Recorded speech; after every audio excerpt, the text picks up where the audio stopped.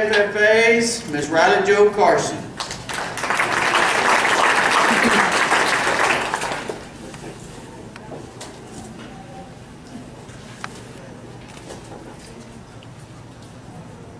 Hundreds of animals crammed into the same pen, standing in their own waste and mud.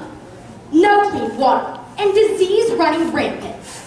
They are pumped full of drugs and antibiotics, then shipped off to meet their death at a slaughterhouse. To people involved in the agricultural industry, this portrayal of how livestock are treated could not be farther from the truth. However, this is the message animal activist groups are sending to the uneducated public.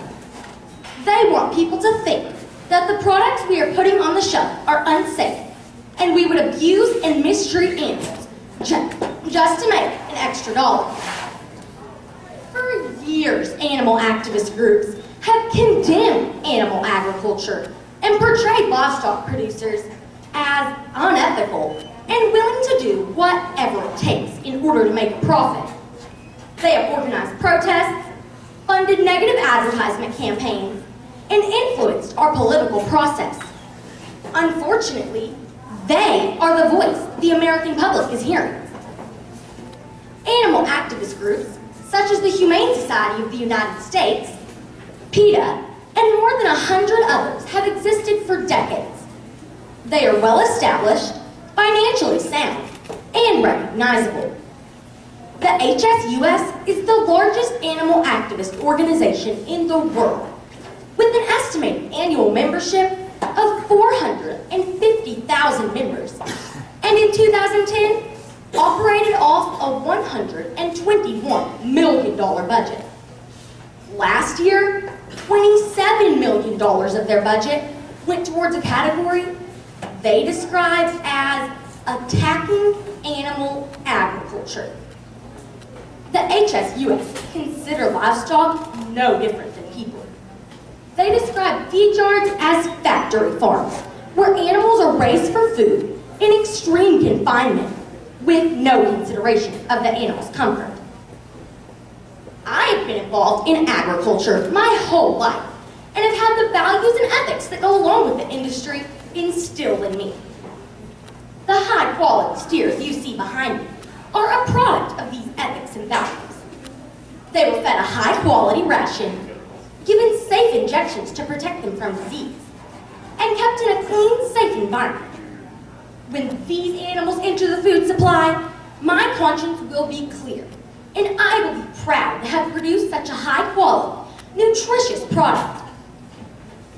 As agriculturalists, it is our duty to start educating the unknowing public about the quality and safety of our products, and about the ethical and responsible manner in which they were produced. We need to start standing up against the many well-funded animal activist groups that hope to put an end to the cattle industry. Instead of advertising, we need to be educated. Instead of defending, we need to be promoted. Most importantly, we need to realize that the fight will be difficult. So where do we start in our quest for agricultural advocacy? We need to be honest with people about every practice and procedure that we follow while raising livestock. We need to educate people about practices that are considered cruel or controversial, such as castrating and dehorning. The public needs to realize that these procedures actually help maintain the animal's quality of life and the integrity of the product being put on the shelf. Participating in a commercial steer contest has not only taught me about livestock, but also about the tremendous responsibility of producing wholesome, safe beef that people feel good about consuming. Another thing that is shared by every member of the agricultural community is the privilege to grow up around agriculture and understand the honest work we do and the respect we have for the livestock that we raise. I am proud of my family's heritage of cattle ranching, and I am proud to be participating in this contest. It is because of my heritage and because of my own right to continue to raise cattle that I am willing to be an advocate for the beef industry and fight to protect our way of life. Thank you. Thank you, dear. At the beginning of your speech, you said that the animal activists are the voice that the public hears, right? And you're encouraging us to compete with that and also be a voice for animal agriculture. But it's not just a voice that they have. They also have video, Ryleigh. They have bad videos. Have you seen the videos that they have that they use to promote their cause? Yes, sir. Is there anything that we ought to be doing within our own industry to protect us from that kind of thing and to eliminate the ammunition that some of our bad eggs continue to give the animal activists?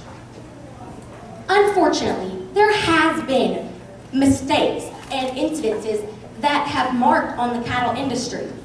These incidences such as the downer cattle that was forced into the slaughter plant with the front end loader, but they are not what the cattle industry is all about. We should be the first voice the public hears when these kind of incidents happen. We need to, sometimes I did say in my speech that instead of defending, we need to be promoting, but we also need to defend ourselves when these kind of things do happen. Unfortunately, whenever these things do happen, sometimes the animal activist groups are the first voice the public hears. And we need to be the first voice. We need to defend ourselves and get ourselves out of that problem. Thank you.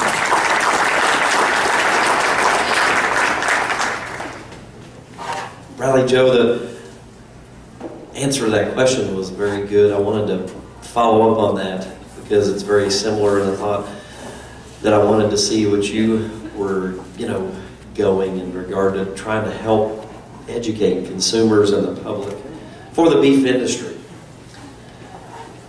If you had an opportunity to be able to do one thing or make a recommendation if you were in NCBA shoes in Washington, D.C., to the beef industry, what would you do?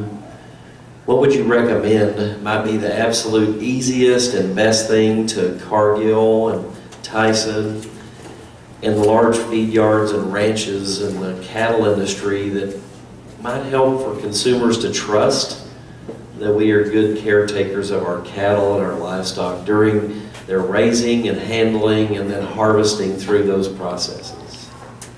Well, unfortunately, some of the only material that people that don't know about the agricultural industry have to base their trust off of are the things that PETA are putting out there. PETA and the Humane Society of the United States, and things that are not good for the cattle industry. I think one of the best things that we could do as agriculturalists is to put out real material, real things that actually happen, that actually show that we are humane towards our cattle and that we know what we're doing and we're safe.